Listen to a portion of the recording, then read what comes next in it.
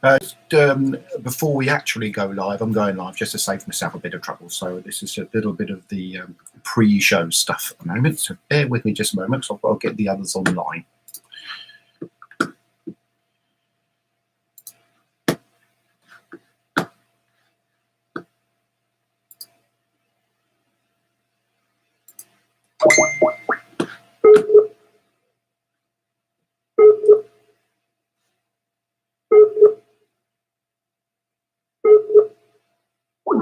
Oh, great. Let's try Kirby. Might just be being Kirby at this rate.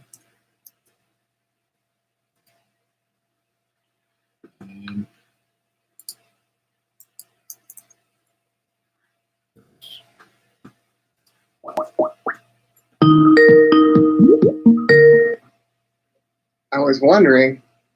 Well, I do apologise. Not as if I haven't got anything else to do, is it? Mary doesn't appear to be able to... No, is this the? It said that you weren't online. I'm going, what? I wasn't. I was trying to get stuff sorted out. I'm trying to... What's a 111? It's the medical line you call when you can't queue at the doctors. You call the medical line. They decide whether you need to go to the doctors or not. And if they think you should go to the doctors, you go to the doctors. Okay. You have to call them first before they... Nice and efficient. Wish we had something like that. Well, you have to pay for your doctors where you are.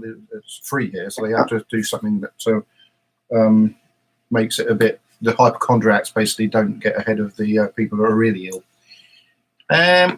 So why is Mary not available? Insufficient data for meaningful response. Should I text her? Don't swear.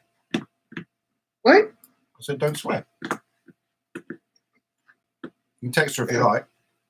Huh? You can text her if you like. I'll try adding her again. Okay.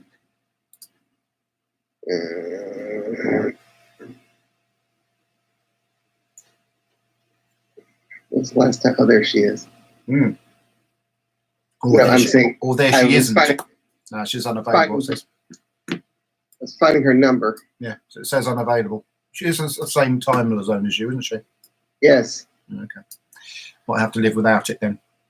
Oh well, just me and you. Oh dear, what joy. Yeah.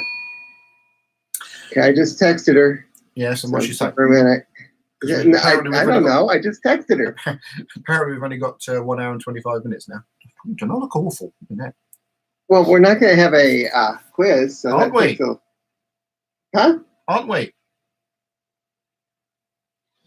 I don't know. If it's just me, no. Well, right then. I don't know how long to give this because we need to get going. So if she comes in later, we'll have to get her coming in later. This is really not right. I would have done it on Sunday, but Deb said, I can't do 5 minutes on Sunday. So we did it today. And we could have had it most people on Sunday. I understand what you said she said. Yeah, can only give you a short period of time on Sunday. It's better than nothing at all on Monday when we could have all done it on Sunday. Hey, Kirby. Yes. Right, so what we're going to do for Debbie, even though she's not here, and we haven't started the show yet, we're going to do this. Right, okay, I'm going to start the show. If Mary turns up, she turns up. But I hope she lets me know she's turning up because I could make things very awkward. I've got, I look really ill. Blotchy marks because I had a vegan meal on Saturday and say it didn't agree with me, shall we say that? So it was. I can't have anything with celery in it. It makes me rather poorly. And obviously had celery in it, and I didn't know. Right then, so I'm going to start the show. Be quiet. Hello and welcome to the 20 Megabyte Doctor Who podcast, episode 404. I'm Adam, and objection! Here's Kirby Bartlett Sloan. Forget. Erase memory banks concerning tennis. Memory erased. Was that supposed to be K9? Affirmative. Don't remember K9 having an American accent, but never mind. We'll move on. Yes, this week we're going to be... in a few more episodes, K9's going to have a completely different voice. Yes. But yeah, so today we're going to be looking at the Stones of Blood from the Key to Time. It's a shame that Debbie can't make it because she's decided to go up to the hospital, and Mary can't make it because I think she might have forgotten or forgot to set her alarm or something on those lines. So just me and Kirby. We could have done this on Sunday after all, couldn't we, Kirby? Yes. Yes.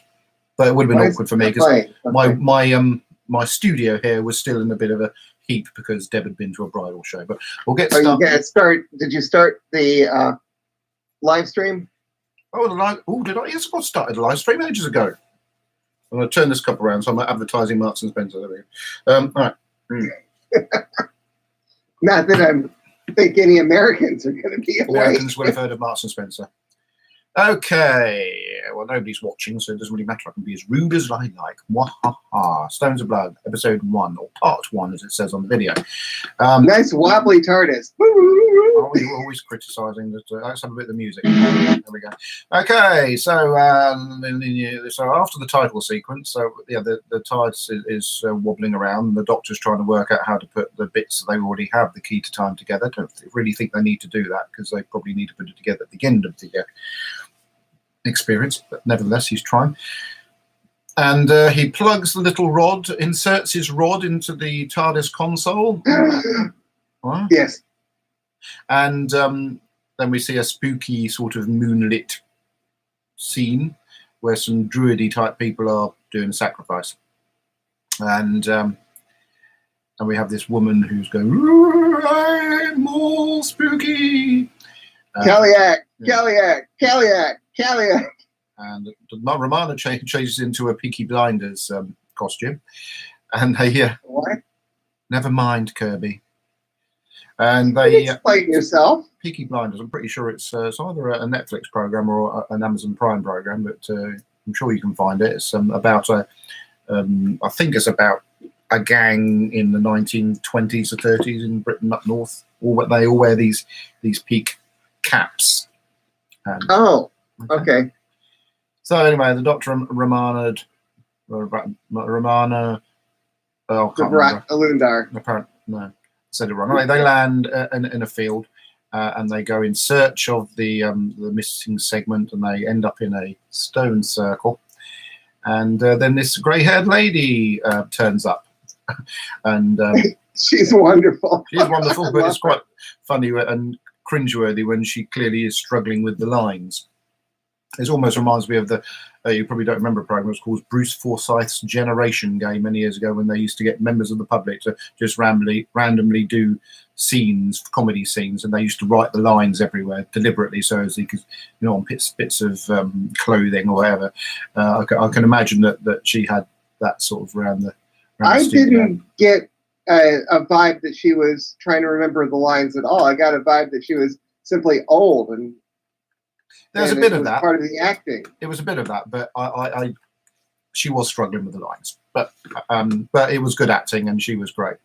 And immediately, when obviously she meets Tom Baker, there's a rapport, and it works really nice. And then the very smarmy Vivian Faye turns up in her pink suit. It's beautifully smarmy, and it's perfect for the part. And I absolutely love her in this. Just so sort of charming, and she would have actually, when they were going to make the Master a woman in these days, she would have been a perfect actress to play a female Master in the 1970s, because this was just brilliant, evil but suave and sophisticated, charming acting. Fantastic stuff. So that's got me off on the right foot straight away. Even when she was silver. Yeah, and I'm going to talk about her in that suit. It just reminded me of something. But anyway, yeah. So, but it's nice. Straight away, we've got 3 strong female characters in a Doctor Who story in 1978. That doesn't happen very often, does it? So yeah, so they go about doing some archaeological measurements while there's you doing your sort of chanting and stuff. And don't know how you got into this. Oh, it's a few years ago, Kobe. So you're looking a bit younger there. What? That chap with the tash and the... I no longer have... I'm in big trouble, man. It's me. Bear with. Hello. Oh, I thought you said 20 past. Okay. Okay. Yes, dear. You're going to have to wander off. Okay, I shall... Yeah, okay. Bye. Yeah, so Kirby, guess what? What? So first time ever, you're going to have to take over doing this bit of the show all on your own. Hey, remember, we're live on air. Why don't we just wait until you come back? We can't because I'm going to write a little note back in 10 minutes. No, we'll just wait. No, You we can won't. edit. We're live on air. You've got to talk. Right, and you're really good at talking too. So what I'm going to do, I'm going to put this Well, should I? here. There'll be no quiz. Won't be a quiz, but you can talk about. No, you know where you got up to. We're in the. Where are we? We're in the. Yeah, that chap. That chap looks a bit like you. That's doing his chanting and. He does not look like me. I'm afraid he does. Actually. Right, here we go. I no longer have a mustache anyway. No, well, you did when you did a while back. Where's my keys? You're still going to have to edit this section. I'll because have to I'm listen to it, but I'm sure you can. Oh God! Just imagine you're on stage doing some sort of panel. Hang on, the dog's going to get you sent to I the usually, whatever. Yes, okay. Get in there. Get in there. I'll get you in a minute. So anyway, but So, hang on. I haven't left you. I can't find my keys. No, leave. I'm looking Go for on. my keys, Kirby. Huh? I need my keys. I can't drive the car without them.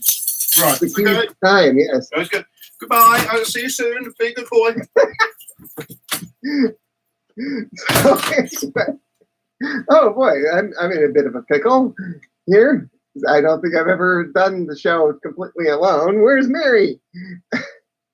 Let me see if I can find Mary and pull her into this thing. Mary.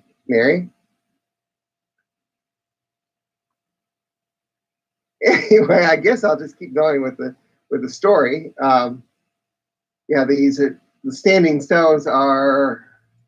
Where are these things? I remember there was a video podcast a few years ago where he went and visited these stones. So I really want to visit England one of these days and go to a whole bunch of stone circles and Doctor Who locations. .net is a great resource, as I am having issues with my browser here. Yes. Anyway, yeah, these are the rollright stones in Oxfordshire. And oh, they're actually depicting the main druid guy smoking on TV. I guess you could still smoke on TV back in those days.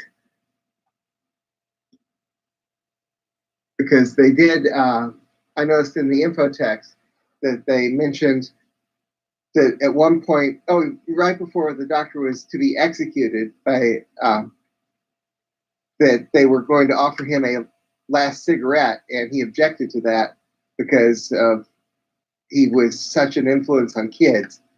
So that's why he makes the reference to candy, I believe it is. So this whole Raven thing also seemed to be completely dropped as the story continued.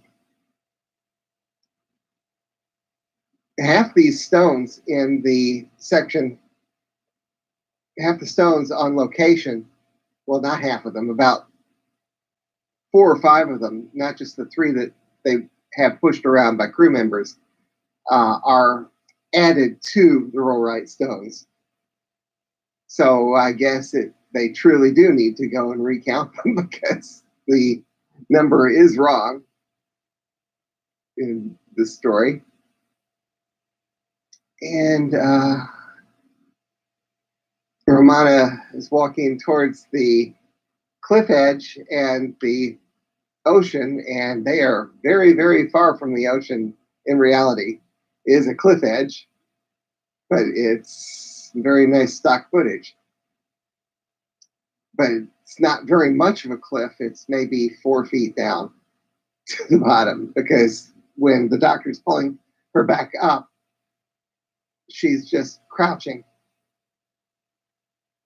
In fact, part of it might have been in the studio. I'm not sure. So anyway, let me check to see if Mary's decided to join us yet. Romana has fallen down 3 or 4 feet. the end of episode 1. And as I continue to wait to see what's going on, DeVries, that's the guy's name. And story episode 2, or part 2. The doctor is very funny as he's the potential sacrifice. This is about the sterilization of the knife, etc. So we are truly getting into the Tom Baker comedy half hour by this point. And this story is very interesting because it's almost like one of the six-parters where you've got this real change between the first one part and the other part, but it's very jarring because I really like the druid sections, and the spaceship sections aren't that great.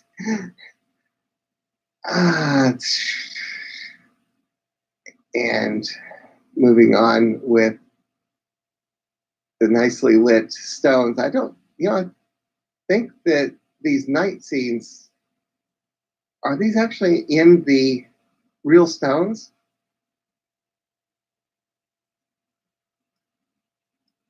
Or are they in in the studio? I'm not sure. Because it kind of looks studio. Yeah, that had to have been studio where they were sacrificing. Because it shifts to on film in the next scene when K9 is out there rolling along his hidden boards so he can actually get over the ground. And that the doctor rescuing Romana using his scarf reminds me, the doctor wanted Tom Baker wanted his scarf to be even longer. So they took 2 of the regular scarves and decided to sew them together. So this is his longest scarf ever. And in some scenes, you can actually see where they sewed them together. Yeah, some of these outside. Oh, when they're at the top of the cliff, they found some really nice footage of a sunset. But unfortunately, they'd already established that it was way after dark. So they realized it as they were filming. And Tom Baker quickly stuck his head in front of the sunset. So it makes a nice image, but it is kind of out of place. I suppose most people would notice it. I didn't notice it back when I first saw the story ages and ages ago. It's real strange how I only saw like 2 episodes of the Key to Time back in the 80s and didn't really see all of it until just a couple of months ago when Fred and I decided to watch everything. And let's see. I wonder if Adam's going to want to go over all the same stuff again.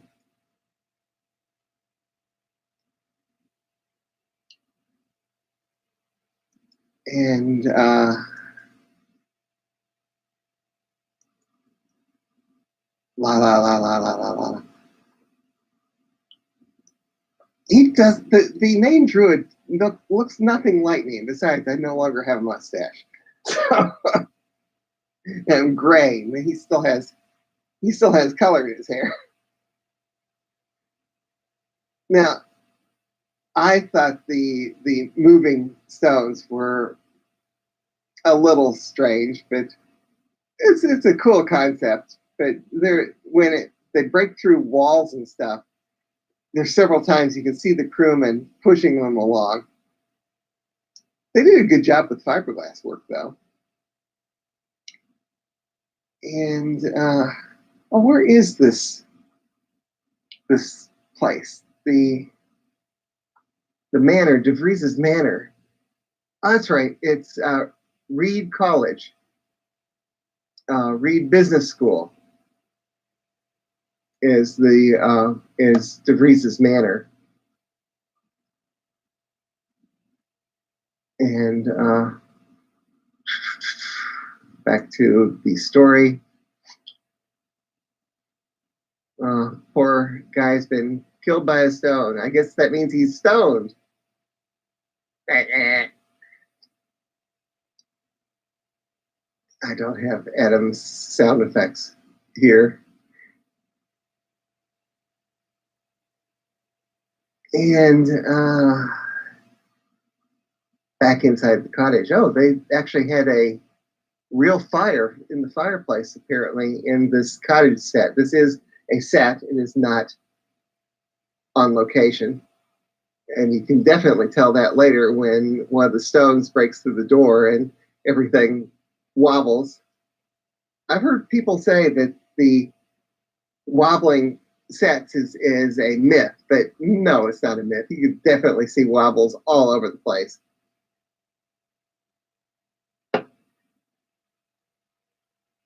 And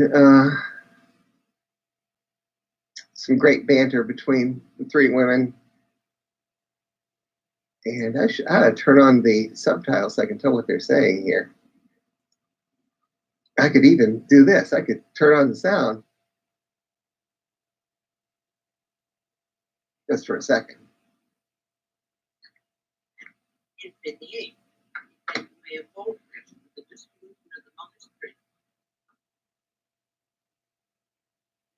Okay, anyway, I'll turn that back off. So we keep going with all the druid stuff, and then we have poor K9 being dissected. And this is the prop. Hello. What's going on? Oh, he's back. Run the size too. That's my joke. I'm going to exactly call it a joke. There you go. Come in, Magic. Come on, quickly. You're good. Magic. Oh, he's in. I tried to keep it up there, but it was very rambling. I beg your pardon? Oh, I I've got a tried to viewer. keep it It's up, amazing. Nobody but it was not even in the room and I've got a viewer. Oh, dear, oh, dear, oh, dear. Right, so What did they say? Anything? I don't have the live stream up. right, have they said anything? I've got live chat, it says. How do you get it up? Top chat, no, just live chat. Well, nobody said anything as yet, but it looks as if I have a viewer. Unless it's you, of course. Unless it's me. No, it's not me. So where did you get up to? Pretty much the middle of episode 2.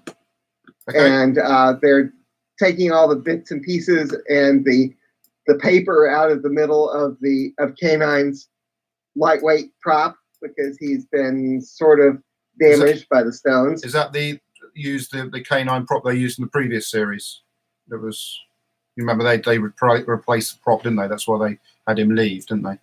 No, they have 2 K9s by this point. There's one which is hollow. Yeah. That is because if they need to pick him up and move him around, and then they have one which has the motors in it. And in this case, when there's circuit boards and stuff, and also appears to be pieces of paper inside the K9, Okay. that's the hollow one, which they can pick up. So are we up to the bit where Vivian Faye is charming Romana Dravatnalunda and Sturvaratnalunda, by the way, apparently.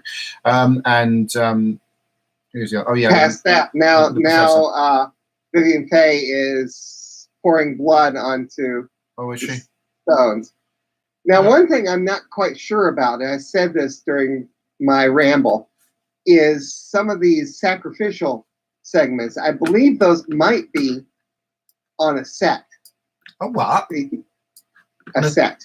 Oh, you mean not out in the stone circle? Not out in the stones. Ah. Because they look videotape versus film. You know how you can always tell. Yeah. You may be right, but anyway. So, like you say, where we got up to? So, oh yeah, there's the bit where Romana's taken K9 back to the TARDIS, and she wanders out because she hears the doctor calling. The doctor, meanwhile, has found loads of paintings of Vivian Fay through the ages. That was, so you're going back to where we left off. No, I'm not.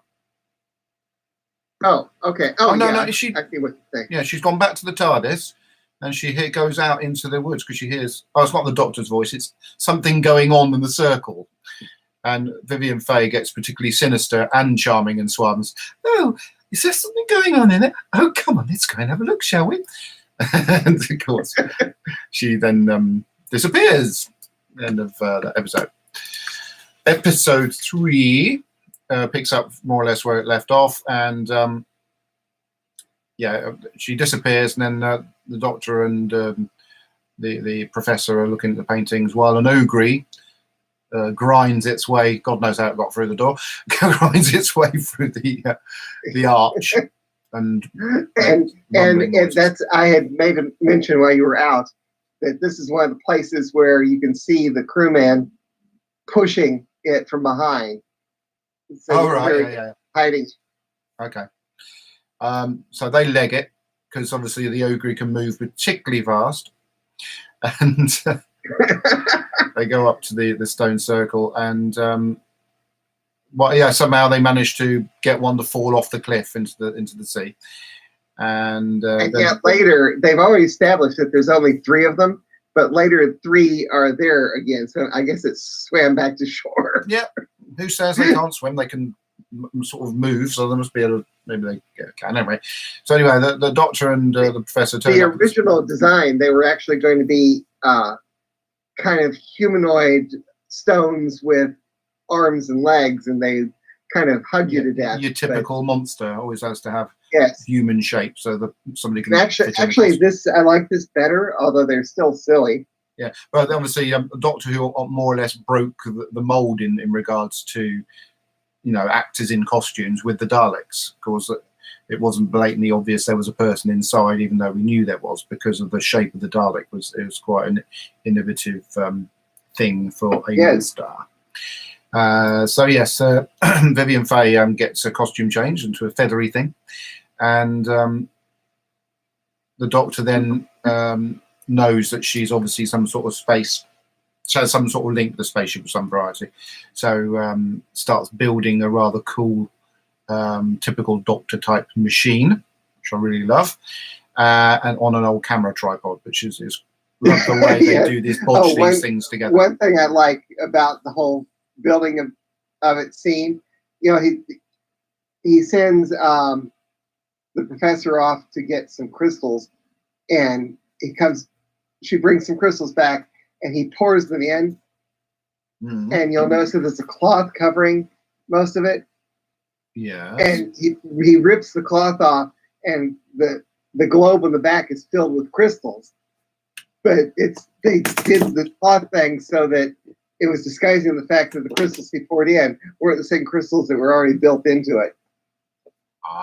Now, just apologise to anybody listening to the show. I accidentally knocked one of my camcorder batteries onto my keyboard, which therefore made it go boop. I didn't like it very much. It was accidental. Are you sure we're still recording?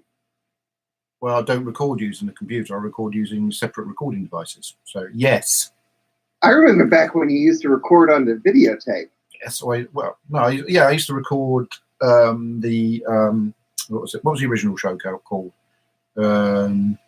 Whovian Anorak. I used to record that on videotape, and then it was then recorded on a video camera, but it was a digital video camera, Kirby. It had an inbuilt hard drive, so that was what was recorded on. So it was always a file it was recording rather than tape. But when me and Alicia did Whovian Anorak, or me, Alicia and Ben, because Ben wasn't one of them, that was recorded via a very superb camcorder, which then was a broadcast quality camcorder. Fantastic little machine, that big machine. Yeah, when we're done talking about the story, you're going to have to tell more about the convention. You're getting some really cool. Yes. You're sort of going off on tangents now. Back to the story. Well, that's my job. Yeah, so the Doctor builds a machine with K9's guidance, because K9 can tell whether it's any good or not. And they go up to the stone circle and find a way of beaming the Doctor up to the spaceship, while K9, who's just recovered from his little injury, tries to hold back the ogre. It's a really cool scene, model shot where the Doctor's looking out a window in that scene. So he's arrived on the spaceship, and there's an exterior shot of the spaceship, which they've gone to all the trouble of superimposing or CSOing a shot of the model exterior with the Doctor peeping out the window, which I thought was really, really good for atmospheric reasons. Yes, Kirby?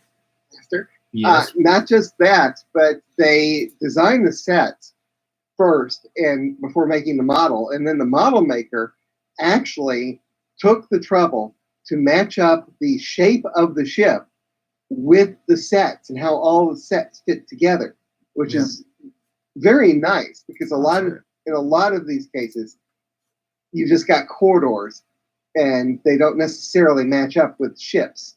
This set reminds me of one of the Doctor Who stories from series 11. Was it series 11? The one where they're on that medical spaceship, the title of which escapes me for the moment. You know, the one where they had that weird. Oh, the one with Stitch, yes. Yeah, it's a very, although it's not quite as white, but it's very white nevertheless. So the Doctor pokes around because I know Romana's. That's because Romana got transported. I forgot to mention this. Romana got transported up to the ship, and she's in shackles next to a dead body. Or is it a dead robot? I don't know. He's dead something. It's a dead robot. Of course, at this stage, Vivian Faye's gone her to a silver look now. She certainly changed his costume a lot during this story. And yeah, I pointed out on the Facebook page, but that console, you know, the Doctor is showing computer graphics of how the ship is above the stone circle and everything. Yeah. But that console that he's sitting at is one of the central console from UFO's moon base. Oh.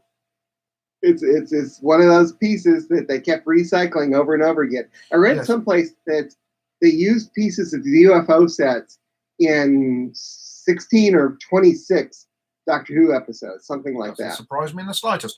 But anyway, so the Doctor finds Romana, undoes the shackles, but if you notice the wall behind Romana with the sort of triangular shape stuff, that appears in Doctor Who and Blake 7 quite a lot, so keep a look out for that particular piece of set. So they get out, and I really wish Blake 7 were available for me to see here. Oh, I'm sure you can get it somehow. So the Doctor accesses a computer which shows a rudimentary diagram of the ship hovering above the stone circle. Hey, that's cutting edge computer graphics for the time. It was really, but it was really quite a good. It looked good, even though it was obviously poor graphics, but it looked good for this episode. And then, meanwhile, K9 is trying to hold back the Ogre, but his batteries are running low again. And then they destroy the Doctor's piece of kit, so they can't get them back. Okay, essentially. Meanwhile, there's a couple doing rude things in an orange tent, and. They had spare budget to get a couple of extra hire cast 2 members more people for an afternoon. Yeah. The woman, she was in a comedy series, but I think it might have been Live Birds or something like that. Curly hair woman. But yeah, and there's something happens with the stone circle. The stones Ogre attack them, and they both touch the rocks rather stupidly, and you see a skeletal hand, and they scream and they die. I think that was quite a good scene. I think they could have lived without it, but I think maybe they were running short on this episode. But it was quite a good scene to see why they were such a scary creature, and I suppose they had to. Pardon, Master? The scene. Okay, you see them die there, but the hand part was actually filmed many days later, when one of the stones was in the middle of the spaceship set. Oh, okay. And I believe it was one of the crew members' hands, one of the production assistants. Anyway, so back on the spaceship, the Doctor inadvertently lets out these little light sort of creatures, which are apparently some sort of judgmental system, who have been in cage for many years. And then Vivian Faye comes back to Earth. Oh yeah, she blasts the Doctor's machine. I beg your pardon. I said that a bit early. Yes. They had not quite established. Well, I don't think they really established that the TARDIS translation circuit allows the Doctor to read anything. But I did notice that he couldn't read the seal, and it was later established that he could read stuff like that, except for extremely ancient inscriptions, like in where the devil was in the 10th Doctor story. Okay, well, maybe the TARDIS was on Earth, and well, I don't know. It doesn't matter, does it? Anyway, so Vivian Faye comes down and blasts the machine, and comes back onto the spaceship and does a very evilly sort of glary, smiley thing, because she thinks she's getting the upper hand, because obviously the Doctor is he's been rounded up as a criminal. So episode 4 is essentially the Doctor on trial, and is it the trial of a Time Lord? Yes, it is the trial of a Time Lord. Yes, and Vivian Faye just sat there watching as an audience, and of course she's not thinking she might get involved in the whole system. K9 meanwhile has a nap, but he soon wakes up after a little bit of a recharge, and says, "Right, we're going to fix the machine. Well, you are, with my help," to the Professor, and so the Doctor does his and the creatures thingies do their little trial scenes. Now I do say I was trying to avert my eyes of Vivian Faye's costume here to her eyes rather than it was rather sexy. Can we say sexy costume, especially in the silver. Didn't do any harm, did it? She looked great. So anyway, they do fix the machine, and they play around with it, and of course Vivian Faye is trying to hide her true identity, but the justice system, we don't need to ask her any questions because we want to do that at the end of the episode, sort of thing, but the Doctor tries his hardest to sort of manipulate things a little bit by putting off his death. He must have put off his death about 5 times during this episode. So it's a bit like Brexit, actually, being put off for as many times. And I was a bit confused when the Doctor and Vivian Faye are both knocked out. Was that actually supposed to be the execution, and he just happened to live? I think so. I think it's because he grabbed Vivian Faye, and didn't it sort of short fused the execution, because they're not allowed to. They weren't allowed to execute Vivian Faye at that point. So it's a bit confusing. Yes, it is. So why did you write it that way? What? Anyway, so yeah. Oh, and speaking of hiding things, when she's knocked out like that, yeah, one of the crew members noticed, and they had to go in and quickly rearrange her dress to cover her legs because she didn't have silver on her legs. Oh, I wouldn't have minded seeing that. Anyway, back to the episode. So where Romana gets, because they fix the machine, and Romana gets beamed back to Earth. You want legs? All you have to do is find Lillian, I think. Yes. # Lillian's legs.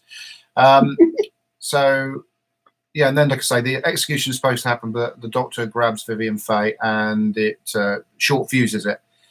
So at that point, because she's unconscious, the Doctor persuades them to read her mind, and that's when they find out she's a baddie, and she gets sentenced to be a rock, basically. What was that? It's my phone going off. And it says, it's a message from the school. I've got a Gmail come through from a certain Alan Butcher, which is going to be interesting, isn't it, Kirby? Oh, I get to read it. Any news from Mary? Nope. Nope. So Mary gets one of these because she did. One of the reasons we're going to do it is because everybody agreed to do it. Yeah, and she's the one who was saying, "Hey, it was better for her to do it on Monday morning." Well, maybe that was the previous Monday morning. I don't know. Didn't she say she was off? Anyway, like I say, the Vivian Faye gets sentenced to be a rock for all time. Rather, she'd been sentenced to be a rock, but not on this planet, to be fair. But there she is. And why are they so eager to execute the Doctor? Yeah, not her. But they won't execute her. I know, because that is a bit weird. But anyway, before she gets turned into a rock, the Doctor grabs. I wondered what he was going to grab for a minute then, but he grabs her necklace from her neck, which is obviously the segment to the key to time. And it was obvious. Not until he does when at the point they he grabbed they it. didn't even really pay much attention to the looking for the key to time. Yes, I meant at the point that he grabbed it. It was obvious why he was grabbing it. That's what I meant. But not necessarily in the story. The info text, by the way, and some of the scenes where Mhm. Romana and the professor are standing outside of the TARDIS mentions that it's very cold that day, and Her nipples were sticking out. Yeah, I wasn't going to mention that because she was a distinguished old lady actress. So I wasn't actually going to mention that, but thanks for pointing that one out, Kirby. I pointed out on the Facebook page too. You did you? Okay. Right, so yeah, and that's it. And there's a very strange scene when the TARDIS dematerializes, where she's sort of, that's my phone again, does some strange expressions to the camera and stuff, and then they go and take the segment, the necklace, and touch it with the rod, and it changes into a segment, and they have to do the I can't fit segments together scene again at the end of the episode. So, and that essentially ends the Stones of Blood. I have to say about One thing I'm gonna pay attention to this watching of the whole Key to Time is, we didn't see the second segment get We changed. don't have to see it, do we? No, No. So they made a I point of think putting we on see it. all of them except for the second. I think they made a point of putting on this one because I think they appeared to be, I may be wrong, but they appeared to be running short on time. No sign of Mary, no. So I think we've got to pass the stage we actually need her now. But there you go. Yeah. So Stones of Blood. I actually quite like this story. I like the characters in it. I like the fact there's lots of women. I love the way it moves from one place to another. It's not stuck in, even though you think it's a stone circle. You're in a spaceship. There's that trial thing. You got K9 being blasted up, and he's in it a lot. I do like K9, so I do like stories that have a lot of him in it. And of course, the rapport between the professor and the doctor, everything about it is really good fun. There's a couple of minor things you can say, orbly sets or slightly stupid bits of the plot, like you say about why are they so keen on executing the doctor and not the murderer villain woman who just gets turned into a rock. But I suppose they really wanted to have her all the way along being turned into a rock. It doesn't bother me. No, It's just something I noticed. Yeah. But I love it. I really like this story. Obviously, I said that Pirate Planet is one of my favourite Doctor Who stories of all time, but this isn't far behind it. I really do enjoy Stones. Well, it's probably one of my favourite Earthbound stories, at least. So that's it. What did you think of it then, Kirby? Oh, I really like this one. Back in the day when I was watching Doctor Who for the first time, for some reason I only saw 2 of the Key to Time stories. This was one of them, and liked it back then. Now, as I was saying, you sent me the posters. Lovely. my watch just buzzed, and I looked down. It's the multitudinous. Indeed. Look forward to that in a few moments. This, as I was saying, while you were out gallivanting around for your 5 to 10 minutes. Yeah. One thing about this one, which is odd, is the change between the first 2 episodes and the second 2 episodes, where you think you're in this nice druidic thing, and then it's almost like with 6-parters, where you've got 4 episodes which are set one way and 2 episodes set a different way. Yes. It doesn't work quite as well with the 2-parter because I kind of wanted more of the druid stuff, and you end up with the spaceship, which it's a cool looking spaceship and everything, but it's quite a clash. It doesn't bother me that much. I enjoy it. I enjoy this story. I love the professor. Yeah, she's great. This was Beatrix Lehman's last role ever. Yeah. And there's just some silly stuff with the druid thing because they did not go back to it, which are completely left out. You don't know why the ravens or the crows, they actually call them crows in this, because they are one. crows. By the way, those crows were all when you see 4 of them flying up in the sky, that wasn't stock footage. They hired for someone who had 4 trained crows. There are trained animals around, Kirby, so yes, that doesn't surprise me in the slightest. I probably have trained crows for that Doctor Who story where the Doctor and Bill encounter some Roman soldiers, if you remember. A Yes. couple of years ago. Trained crows. And maybe even the crow. Anyway, Raven I that really killed. do like this story. Maybe my third favorite of the Key to Time. Okay. My favorite is, of course, Pirate Planet. Okay, good. Right, so there we go. Before we move on to feedback, we're going to have a look at. Nobody's actually posted anything on the live feed, although I think it appeared to have a couple of people with less stuff to do on a Monday morning and actually watching the show. Right then, Me too, really. I've got something that's come through on audio, and it goes like this. Hello there, 20 megabyters. You all right? Yes. Okay. Yes. Right, The Stones of Blood by David Fisher. You know, I was never enamored by this particular story arc, the Key to Time. I thought it were a bit pants, actually. Now, in fact, let me rephrase that. The idea was good. It was a fantastic idea, but the stories themselves were absolute naff, in my opinion. Hardly a spectacle, hardly gripping, and just didn't captivate me. But I think, with that said, I think The Stones of Blood is probably the redeeming factor, if there's any at all, for the Key to Time story arc, honestly. Yeah. I found the story itself a little bit eerie, atmospheric, and the characterization of Amelia Rumford was absolutely outstanding. I felt that she actually eccentricized the Doctor himself on many occasions.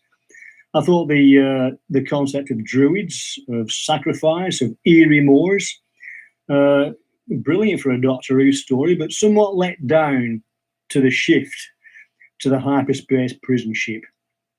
Yeah. I thought the Ogre were fantastic as villains. And I remember watching the documentary on the Stones of Blood DVD, and how the production team mentioned how they wanted to do away with simply having a man in a rubber suit to do as a monster. And I think in this particular aspect, they did fantastically with the Ogre. They did. Absolutely wonderful. But with that said, for me, this story is one I've never really gone back to watch again. It's simply a Marmite story, really. But with that said, whether it's good or bad, this story does hold some nostalgic reminiscence for me. It does. It was the very last story before I moved to Australia that I saw in the UK. I think part 4 of this story was broadcast on the 18th of November 1978. And on the 21st of November 1978, I was wrenched away, uprooted, much against my will, to come to this strange land of Australia. I thought I'd never see Doctor Who again. I was absolutely gutted. But lo and behold, I came to Australia, and 3 months later, they broadcast the image of the Fandal. I thought I'd won the lottery. Have a lovely day. Take care. Billy Kirkbride, everyone. Yay. Marvelous. Thank you, Billy. More from Billy one day. Right then, see what we had. And he also, I believe, commented on the Facebook page underneath the link. Yeah, underneath the link to the YouTube. He says, about to watch Stan and Ollie. Can't stay. I want to see that film, you know. Deb wouldn't I let me do go. too. Deb wouldn't let me go. Good. It's a BBC movie, so I'm hoping the BBC will show it at Christmas. But yes, not happy. I wanted to go. I said it quite clearly. That's one of her catchphrases. But she wouldn't let me go and say, "Where's the money coming from?" But no, we're going to see Bohemian Rhapsody because Isabella wants to go and say, "Well, it's brilliant." So I'd happily go and see Bohemian Rhapsody. But I wanted to see Stan and Ollie. I was a big fan and still am of Laurel and Hardy in the 70s. Me and my mate Gary Mills used to reenact scenes from their films. Love Laurel and Hardy. Moving on. Right then, nice. Yeah, so he did a call out for some feedback. So we got, you can read the Laurie Nix one, because it'll probably sound better coming from you. Okay, hang on. I need to expand it so I can read it. That's what she said. Oh, I see, sorry. Laurie says, I enjoyed this one, even though it is derivative of other episodes in both Tom and Pertwee's tenure. Namely, because I'm a folk horror nut, it's not the best folk horror I've seen in Tom Baker's run, by far, but saved by the hyperspace episode, which makes it just different enough to be interesting. Romana is setting in, high heels notwithstanding. though I'm not sure if it's due to the script or character development. Some of these lines I could hear Sarah Jane saying, so I'm wondering if this is an old script that has been revamped. The Fourth Doctor is at his best with Rumford in the trial sequence. The discussion of hyperspace is a hoot. The only thing that truly annoys is why the fake Kaliak, really more the Morrigan, turned into a standing stone. Doesn't she deserve death for her infractions? Seems I said the same thing, didn't I? Excuse me. They were ready to kill the Doctor for opening a door. It's not my fave Key to Time episode, but not the worst. Give it a 5 out of 10. Yes, I mean, essentially being turned into a rock was death, to be fair. I can't imagine her not being turned back again. Jeff Waddle said her and the villain are Lebanese. Lebanese? I think he meant the type lesbian. Oh, right. And then Laurie Nick said, Jeff Waddle, don't assume things just because they invited Romana back to their cottage for tea in Lavoche, or Lavoche, or whatever it is. And then you went on about the reused sets from UFO. And I used to love the UFOs and UFOs. I thought they were really cool. Yes, not so much it's a great series. It was. I used to like Space 1999 as well. That was a great series. I did not like Space 1999. Whose opinion counts? But let me finish. But I am willing to try to watch again because I think I will like it better now. I'm telling you now, I'm not going to be watching it again, but I did like it at the time. Lillian Robbins says, my third favourite segment of the Key to Time. Some great stuff. Professor Rumford, the implied lesbian relationship. Some experimental stuff. The Megara lights. Some poorly thought out ideas. The Ogre. Altogether entertaining and watchable. Maybe I should cosplay Silver Villian. Yes, you blimmin' well should. Want me to get see your face in some of these pictures, Lillian. Give a Billy she's got pictures of her face. Not when she's showing her lingerie and okay. leg pictures. It's always cut off the top bit. I have seen her face; it's very pretty. So I think it would actually attach to her body quite nicely. Anyway, Billy Kirkbright says Lillian Robbins, some poorly thought out ideas. The Ogre. I actually thought the Ogre was one of the most redeeming factors. Then Lillian Robbins said, Billy Kirkbright, fiberglass stones. Well, they weren't actually, they're a creature, weren't they? So they just looked, oh, never mind. Fiberglass I think stones. That's why she put quotes around stones. Pushed around by visible crew members. Nope. Sometimes in 70s Doctor Who, you have to, suspend certain parts of belief and disbelief, or whatever you want to call it. Billy Kirkbright, Lillian Robin, the charm of classic Who, and Ian Kirk. The Ogre were Rolling Stones. They were popular once. I think he missed that P there. Yeah. And then he said, you know something? I never saw any any moss on them. Yes. Anyway, so Ian Kirk says Tom Baker is in the comedy part of his. Tom Baker is in the comedy part of his time on Doctor Who, pulling out a wig from his pocket. Time Lord trials can be worse, though. Perhaps Mary Tam's astrologer advised her to wear red for this story. The idea of a spaceship in hyperspace linked to something on Earth was reused in David Tennant's era, The Girl in the Fireplace and Matt Smith's Curse of the BS. And then he says, not worth plugging in my microphones this week to say so little. I also mentioned while you were running around that we're right in the middle of the Tom Baker comedy half hour. Yes, indeed. Right then, now the dogs are shouting to come in. So while I go let the dogs back in, you can embark on your mission to read out Alan T. Butcher's feedback. So it's the dogs that bark.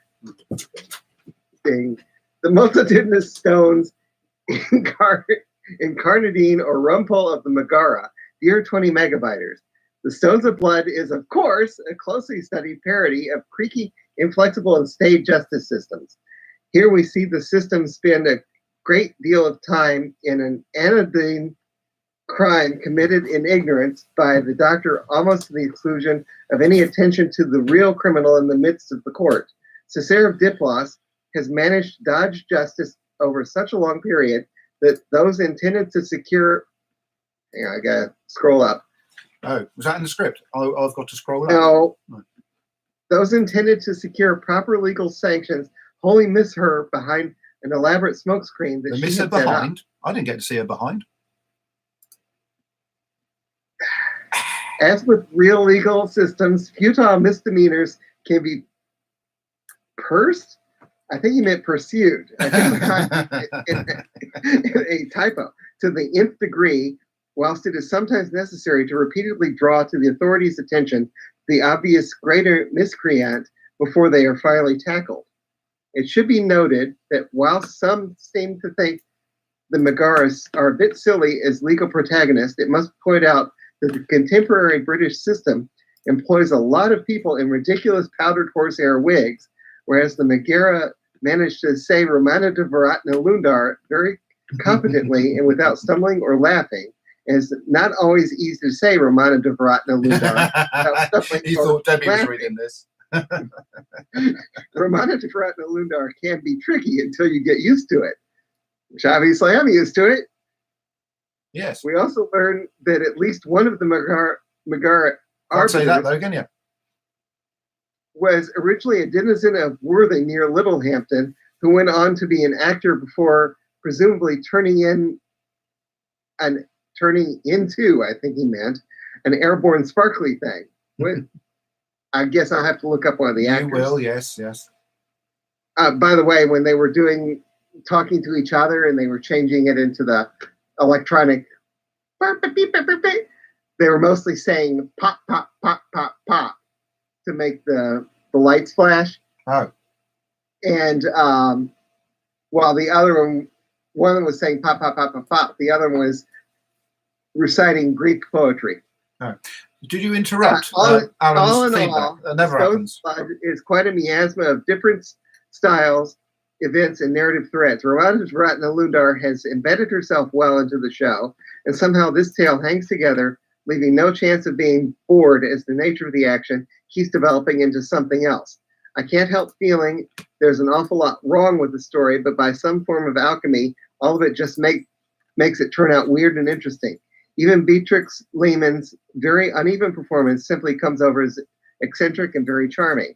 The serial is perhaps multiple episodes of great larceny diplôs, too short, in which we might have seen the 4,000-year history of the Caesar play out in progression to the mantle of Cailleach.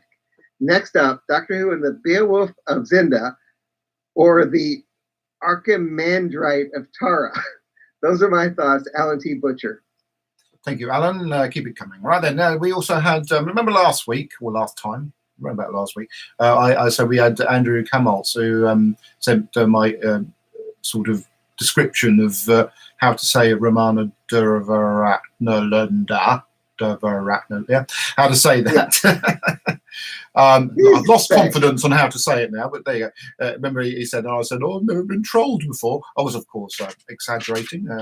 But he did write back. He said, Adam, it wasn't my intention to troll you and make you feel bad. I should have been kinder in my original message. I sincerely apologize for my rudeness and any. Oh, and any. Oh, there's more. And any bad feelings caused. Well, it was me just trying to make things entertaining for the listeners. And he said he's been a loyal listener for 3.5 years, and guess I originally forgot what drew me in the first place was Kirby's relentless calling you as master. I lost. More, there's more. There's more. I have to use my wand to keep my place on this. I lost sight of the fact that the authoritarian routine has been a consistent part of your humor in the show as long as I've been listening. What do you mean authoritarian routine? It's what it is. It's not a routine. It's if there weren't me around keeping that lot in place, then we wouldn't have a show. Anyway, moving on. Incidentally, as long as I'm writing, the hardest I've ever laughed with any podcast, any show, not just yours, came in an episode last year during the quiz. You were asking questions about what happened in the previous week's show, and people kept guessing that Andy Nunney was responsible for certain comments despite his reminding folks that he wasn't on the show at all. I remember that. And he lost it when people kept guessing his name, and I laughed so hard, even upon the second listen, that my family thought I was having a stroke. Brilliant stuff, Andrew. Keep it coming, Andrew. Right then, that's great. So that's at the end of the feedback section of the show. I'm going to cover a little bit of news, if we have any. I'm So, not quite sure. Can I assume now that we are not having a quiz? Of course, we're not Quiz having a booming time. quiz. Who's going to win it if it's just you silly man? And I deliberately didn't. I don't even know if we had a quiz last time we did this story. Yes, we did. Right, then I've got to look back. But I through. did not go back and listen because I promised not to do that anymore. Right, okay, so we have, I'm not sure if we did this last time, the BBC Radiophonic Music album re-release. No, I don't remember mentioning that. The 1968 album BBC Radiophonic Music is to be re-released in March on digital and vinyl by Silver Screen. Now, I'm not sure whether this is an album that Alistair lent me so as I could pick out some sound effects for the show many years ago. But yeah, that'd be quite a good one for the. Oh no, this Doctor Who is fan. not the Doctor Who sound effects That's album. not? This is a music Ah, album. I've got the Doctor Who sound effects album on vinyl. oh. Bought it way back. You're right. There's lots of Delia Derbyshire stuff on it, but none of it Doctor Who. But you know, if you're into that sort of stuff, I know Oh, I certain think people are. Go for it. number track 21 is Zj ooh ooh ooh ooh by Shut up. Delia Derbyshire. Right. Magic's clambering over my my little back in 10 minutes sign. I have to chuck that in the bin there. There's more Lethbridge Stewart stories coming out. The Havoc Files 2 special edition. So good on them. Cry Havoc. Same to you. Win breakfast with Jodie Whittaker and Mandip Gill. Comic Relief is offering one lucky winner the chance to have a special private breakfast with Jodie Whittaker on the set of Doctor Who. And Jodie Whittaker and her companion Mandip Gill would like to share a coffee and breakfast with you and a friend. Remember, they did this a while back, then where they had all the doctors, the living doctors. But the trouble is, I think Peter Davison wasn't available, so they had to have him via iPad on a FaceTime thing. Anyway, it was to discuss the show, explore some theories, revisit some highlights. After breakfast, you will go on an hour tour of the Doctor Who set, watch the filming, and meet the stars, and get to Awesome. speak to the crew who make Are you the gonna show. enter? Pardon? Are you going to enter? No, I'll never win it. Will I? Well, it costs $10, not £10. The offer is a prize in the second draw to raise money for Comic Relief. Entries can be made online, which cost £10 each. To enter, you will have to be over 18. It's obviously aiming Doctor Who as an adult show, then, not a children's one. The guest may be under the age of 18, provided they are over 14. So you have to be a teenager to be a fan of Doctor Who now. And the winner is the parent or guardian. Other offers available include a private breakfast with Sir David Attenborough at the Oh, that would Natural be awesome. History Museum. Afternoon tea with the Queen and the rest of the royal family from The Crown. So that would be a certain Oscar winner, I would imagine, in that one. And a fry-out with Louis Tomlinson in his favourite London cafe. Some good stuff there, none of which I'm going to win, so I'm probably not going to bother. Right then, there's It's a good charity. You should enter it is a anyway. brilliant charity, but I donate in other ways by buying red noses. Did I ever mention that I passed by Richard Attenborough once, and I nodded at him and he nodded at me? No, you didn't do that. We were doing paperwork for going to China to adopt our first daughter, and we were in downtown Chicago, and they were filming the remake of Miracle on 34th Street. Oh, You know, he was playing Santa Claus, yeah, cool. and he was walking over to some trailers. We were outside the building they were using as Macy's. Yeah. And we recognized him, and it was weird. Yeah. We're going, oh, that's Sir Richard Attenborough. Anyway. Cool. No, you didn't mention that, but it got me thinking about something else, and I forgot what it was now, but never mind. Yes, the Doctor Who Appreciation Society, DWAS, is pleased DWAS. to... What? DWAS. I just said that. Is pleased to So auction... did I. Prints of 3 pieces of artwork by a friend of the show and massive contributor to the show, even though he's only ever been on 1 episode.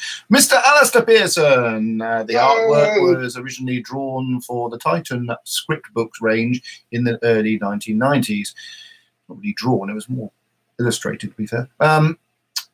Only 2 prints of each picture will be available, one to be auctioned at the next DWAS event at the Capitol in April 2019, and the other open for bids at the eBay site now.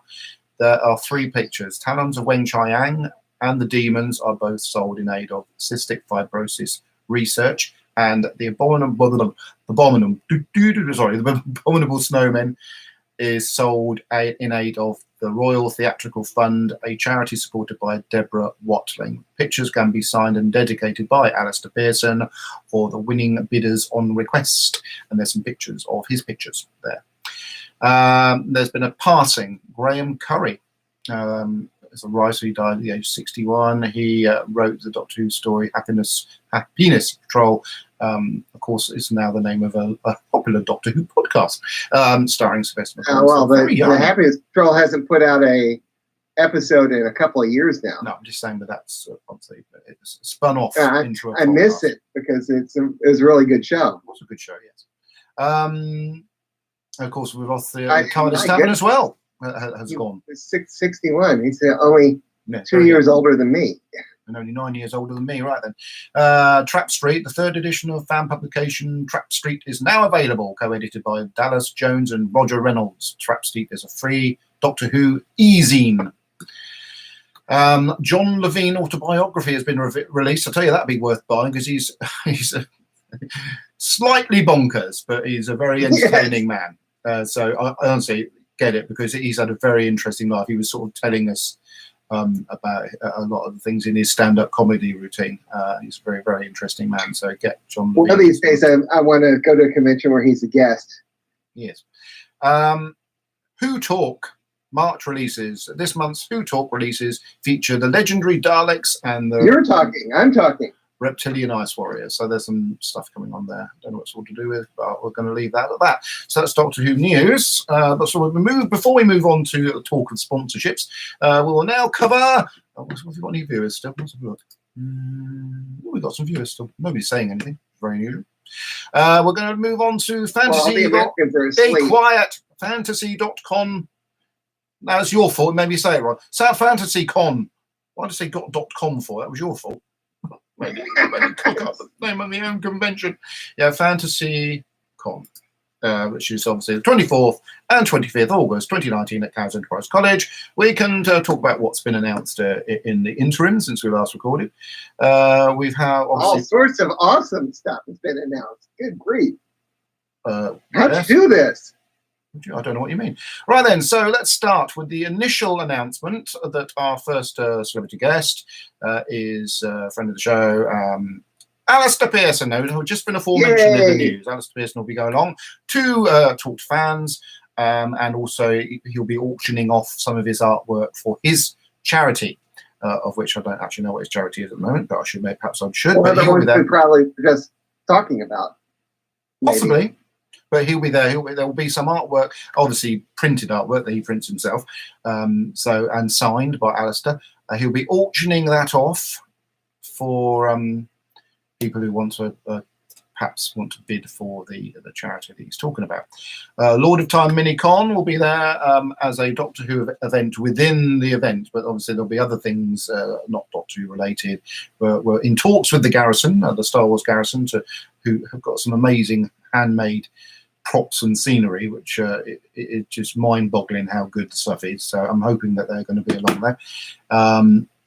But after Alistair, we have the delightful introduction of Mr. Andrew Smith, who's also still friend of the show. He was on it many years ago, but he's coming down from Scotland to be at fantasy.com. I said .com again! FantasyCon! I'll say that again. Andrew Smith has come into FantasyCon. and absolutely thrilled that he's coming down. He obviously, if anybody doesn't know, I think Doctor Who fans tend to know quite a lot about Doctor Who, because Deb said, "Who is he?" He was the youngest ever writer for the classic era, and he penned the first Adric story. Of Adric. Yes, I've forgotten the title. I have too. Oh well. And one of the reasons I've forgotten it is because you're going to laugh. I've not seen it. Full Circle is the title. Full Circle, yeah. Penned Full Circle. So yes, it's a very, very good story, and has a great cast as well. So, but he's also a renowned Big Finish writer as well. So it's absolutely fantastic to have Andrew Downes, a very nice man. We have a very special and well-known stage host who's going to be looking after all the panels and quizzes and everything on the stage. You might have heard of him. Mr. Ben Shoveler will be there. Yay! Mr. Ben Shoveler is going to come down and entertain everyone, and he's a very entertaining chap, and he can it's a bit like Noel Edmonds, a non-famous version of Noel Edmonds. He doesn't need a script, he just stands up and talks, and it just does his thing. We've got Jo Lofthouse, who's bringing her company Isle of Wight Makeup and Face Paint, and she's going to be doing some amazing face art. She can do body art, but I don't think everybody really wants to strip naked and get painted that way, but she can do it if you so wish. She's got a team of makeup artists who can do really amazing face painting. Basically, you can have your face painted into Darth Maul or something like that. She's incredible. And we have also most recently announced the appearance of Mr. Robert Sherman, who is extremely well known as the writer of the Doctor Who story which kept the series on air. Because without Dalek, I don't think there would have been a second new series. Dalek was an outstanding story. Obviously, it was adapted from Jubilee, but still, I think one of the most memorable stories from that era. Of course, as Doctor Who fans, seeing the new Daleks and a Dalek in Doctor Who was absolutely amazing. And Robert's a nice chap. I've met him in Newcastle, and it's so wonderful that he's going to come along. To the I'm really impressed, Adam, that you've managed to get all these great guests. Well, I just hope that other Doctor Who fans are as well, and they actually buy tickets and come along to the event, because I will say that I'd like to invite some more higher profile guests, but without the ticket sales, there won't be enough money in the pot to do that. So we need people to buy tickets, and so we can. I'm not going to go too mad with things, but I would like to have an esteemed, maybe an actor or something like that at the event. But so we can't do it without the funds. But we have got a fairly good lineup of very generous people that are going to come along and help us out. So more the merrier. Buy some tickets, support the event, and I don't care where you're travelling from. Please do. I know Alan T. Butcher's bought a ticket for it, so it's going to be nice to see at least one person from the mainland come over. And it's good for him that he doesn't have a car, because that's the only problem with being bank holiday weekend. It's going to be a quite expensive journey by car. If you come over on the high speed thing, it's park your car in Southampton and come over on the high speed. Much cheaper, and then you'll have a lot of fun. The other thing I'm going to mention is, I've mentioned that. So I'm going to go through the what they call those things, a flyer, on which somebody pointed out that I misspelt Battlestar Galactica. Sorry about that. I don't know how to spell that, so I spelt it wrong.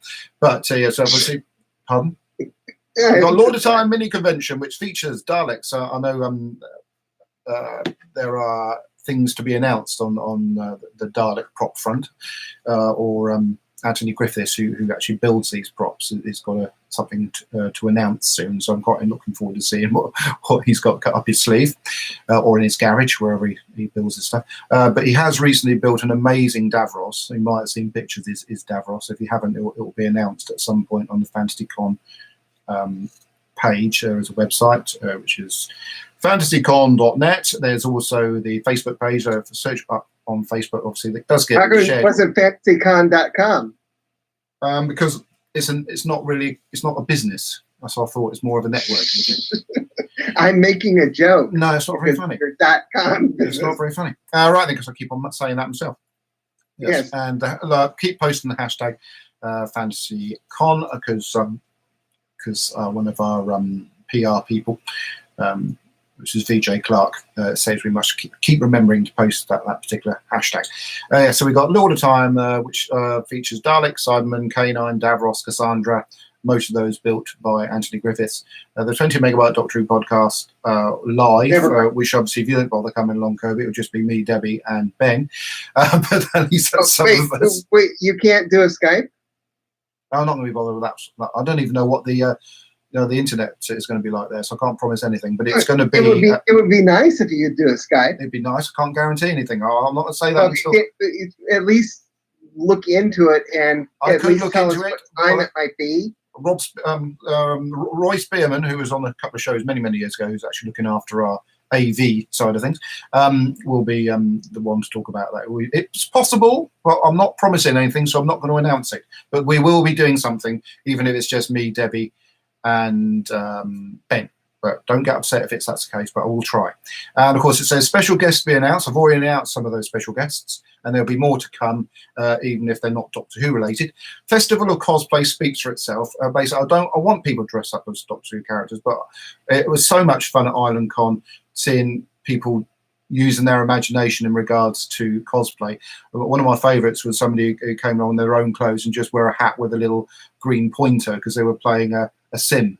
I mean, things like cool. that, absolutely fantastic. So I've given that one away, so they'll all come dressed as Sims now. But it's just use your imagination, come along, and it's so lovely to see people letting their hair down and adopting themselves as characters and stuff like that. So we got, it says including Doctor Who, Star Wars, Harry Potter, Star Trek, Game of Thrones, Lord of the Rings, Battlestar Galactica spelt wrong, Stargate, and anime, of course, and much more. Be original. I think that'd be really good. Geek Heaven, of course, is the trading hall of lots of fantastic stuff you can buy for your geeky and nerdy friends and family. So yeah, keep watching this space because we'll hopefully have lots of things to announce. And so keep just buy a ticket. You've missed out on the early bird tickets; they were available for a couple of weeks. I did hark on about it quite a lot, but now we're on to general sale tickets, and they can be bought on Eventbrite. Search FantasyCon on Eventbrite, and they're all on. There's lots of different types of tickets you get, whether it be individual day tickets, family tickets, weekend tickets, whatever. They're all on there, and of course, trading tickets as well can be bought via Eventbrite or our page on Eventbrite. So that's all the exciting stuff so far. I must put a shout out for Roy's company, Big and Bold Solutions, who are helping us out for free. So lovely. Right, Master? Yes. I'm going to have to go pretty soon. I know. I'm just going to wrap it up in a minute. Well, I have another piece of news. Oh, go on then. I don't know why this didn't show up in Doctor Who news, but maybe it's because it's just an American thing. I don't think this is happening where you are. Mm-hmm. But on March 13th, which I believe is a Wednesday, I'm not quite sure, here in theaters, we're going to be have the ability to see Logopolis as a Fathom event. Yes. And I'm definitely going. I'm going to be joining the Wholanta watch party. I have to drive halfway across town because even though it's shown in a theater close to me, I want to be with all the other Doctor Who fans. Anyway, it's a Doctor Who classic fan favorite in celebration of the upcoming Blu-ray release. Tom Baker's complete 7th season on Doctor Who, BBC Studios and Fathom Events are giving audiences the chance to see Tom Baker's 100-minute final adventure Logopolis on the big screen with new updated special effects. Logopolis features the first appearance of Janet Fielding as companion Tegan, Anthony Ainley as the Doctor's archenemy Master, and the regeneration of 4th Doctor Tom Baker into 5th Doctor Peter Davison. Fans won't want to miss this one-of-a-kind screening. It will also feature a tour of the Lovell Telescope at Jodrell Bank, the setting for show, led by Sarah Sutton and Janet Fielding, and appearance by Tom Baker himself on this whole thing in the theater. That is going to be so cool. That's fantastic. Sorry, I got slightly distracted then because Magic's managed to kick my Live Aid cassettes over in front of the fire, and they're bloody really hot. And I haven't even digitized some of these. One of them I have digitized, which is the one with Queen on it. Well, boot them. Well, they're bloody hot. He kicked them in front of the thing on fire. They fell out of my bag and he kicked them in front of the fire. So now I don't know if they're probably ruined. They were. I said it doesn't matter so much about the one with Queen on it because I've already digitised that, but I haven't digitised the other one that says Power Station, Mick Jagger and David Bowie, Thompson Twins, Madonna, Eric Clapton, Phil Collins, Duran Duran, and Cliff Richard. Git. So slightly cost for magic there because they're quite precious. Those the Live Aid tapes I recorded off the radio at the time. Anyway, yes. Have you finished? So when you record them, you were going, my precious. Right, whowon.co.uk. Is that whowon.co.uk? I've got a funny feeling. I'm not 100% sure about this, but I think this might be the last summer that they're staying open as a store in Ryde. So I'm telling you now, if you want to physically see our longer sponsors, you need to get to the Isle of Wight and get to their shop by the end of August, because I think from then on they're going online only. But they have renewed their sponsorship of the show for another year. Go and see whowon.co.uk, where you can buy. Oh, actually, I don't know if you can buy this thing. This is the 13th Doctor Funko Pop, which I'm quite pleased we managed to get a hold on, because these things never stay available for very long. But 13th Doctor Funko Pop.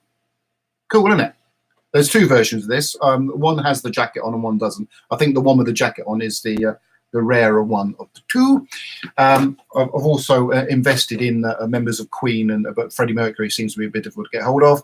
And behind me is the original Big Bang Theory Funko Pops. But there's a new wave of Big Bang Theory Funko Pops coming out, which I've bought the whole lot of because they become quite valuable. It's always worth getting stuff that's going to be valuable in the future, isn't it, Kirby? Not available at whowon.co.uk, but what is Black Thursday in Power Gang, Diary of a River Song 5, actually not yet, these are on pre-order, First Doctor's Adventure 3, Chameleon Empire, Macra Terror, which is, I'm looking forward to buying that actually, Series 8 Syndicate Master Plan 2, and War Machines, all of those available to buy soon. Latest products, Doctor Who is required. Yes. Doctor Who is required. Doctor Who Magazine 535, Doctor Who Special Magazine, Doctor Who Magazine Special Relative Dimensions, Elysian Blade. What? You said Relative Dimensions. I said in space. Yeah. Cricket Men, it's a book by James Goss. New Countermeasures Hollow King, which is, what is that? Countermeasures things, I can't see the cover. It's the cast from Remembrance of the Daleks, the soldiers and stuff, because I recognise some of the actors there. And we also need to mention Lavarzi. I really am got to run upstairs real fast, and I have to head out the door in 5 minutes. Yeah, I'm just saying, to talk about Lavarzi, they have also renewed their sponsorship for another year, but it's fairly unlikely they're going to be at Fantasy Con. But we may well, shut up, we may well be getting some stock to sell on their behalf. So that'd be quite good, wouldn't it? So, so I've got stuff to do. Namely, I have a cup of tea and calm down a bit because it's been quite fraught. And next time we record, we'll probably be back on a Sunday when we actually have some people to record with us. And it's likely to be the 17th of March. Oh, so not this coming Sunday. I'm working. Oh, I've got a show to shoot. But it might be the I'll have a word with She Who Must Be Obeyed and see what happens. It could possibly be that evening. I've got a show to film, but I'm not in the evening. Well, let us know soonish. Actually, no. Well, the show will be at 4:30, so it'll still be on the time we were recording. So it'll be the 17th of March. Okay. When we'll be watching and recording and reviewing. I've forgotten which one. Androids of Tara. Oh, the Androids of Tara. That's it. Well, anyway, so let's see if anybody. Nobody has. 17th of March, isn't that St. Patrick's Day? Well, blimey, no, I'm not Irish. Anyway, so until next time, thank you for listening, watching, and taking part in the show. Goodbye. Goodbye, Fancy Pants.